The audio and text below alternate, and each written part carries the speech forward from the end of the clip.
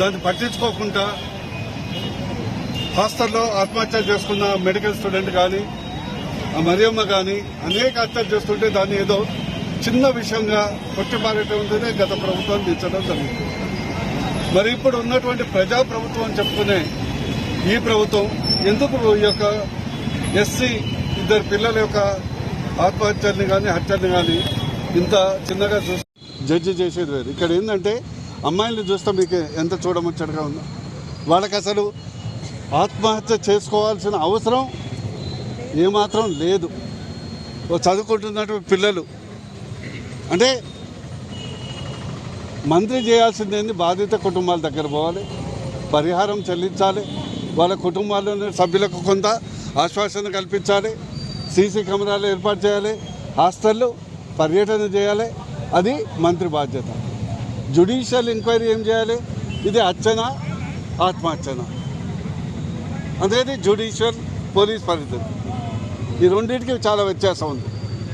ఇన్ని రోజులు స్పందించకుండా ఉండకుండా వెయిట్ చేయటం ఎందుకు? అది మా యొక్క బాధ. ఎందుకంటే గత ప్రభుత్వం చేసింది, మేము ఆ ప్రభుత్వంలో ఆ బాధలు పడలేకనే కదా బయటకు వచ్చింది. మీరు చూశారు, మెడికల్ స్టూడెంట్ చనిపోతే ఎన్ని కథనాలు, వాళ్ళని కిడ్నాప్ చేసి ఇంటికి తీసుకుపోయి వాళ్ళు ప్రలోభ పెట్టి ఇవి కానీ అసలు దానికి శిక్ష లేకపోయి. ఈరోజు మీకు తెలుసు, గత ప్రభుత్వంలో జరిగినటువంటి అన్ని కేసులు, డ్రగ్స్ కేసుతో సహా, బోధన్ కేసుతో సహా, ఈఎస్ఐ కేసుతో సహా, మియాపూర్ కేసుతో సహా ఒక్కదానికైనా బాధితులకు శిక్ష పడిందా? ఎందుకంటే తీగ లాగితే దొంగ కదులుతుంది.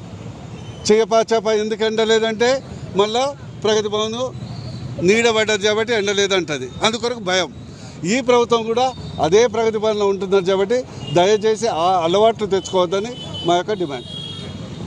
ప్రత్యేకించి బాలికా హాస్టల్లో ఉండాల్సినటువంటి సెక్యూరిటీ మెజర్స్ కానీ మేము ఖచ్చితంగా తీసుకుంటామని ఎందుకు ఒక ఆశ్వాసన కానీ ప్రజలకు నమ్మకం కానీ తల్లిదండ్రులకు ఇవ్వలేదని తెలియజేస్తూ దాన్ని సీరియస్గా ఖండిస్తున్నాం. 100% ఈ యొక్క ప్రభుత్వాన్ని కొత్తగా వచ్చింది కాబట్టి మేము ఖండించొద్దని మేము ఇంతవరకు సమయం పాటిస్తున్నాం. 2 నెలలు కూడా కాలేదని.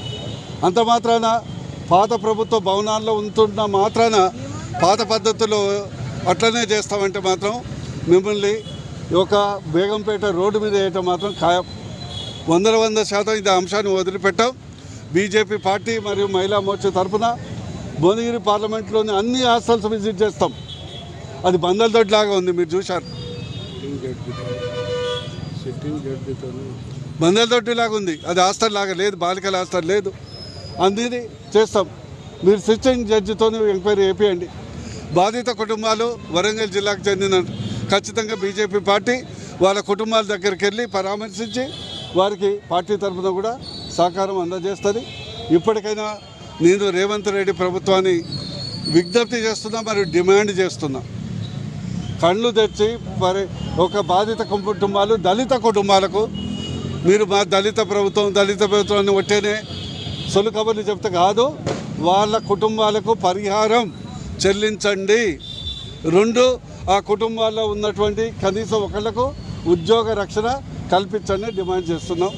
ఇది స్పందించకుంటే ముందు కార్యాచరణ మీ ద్వారా ప్రకటిస్తాం.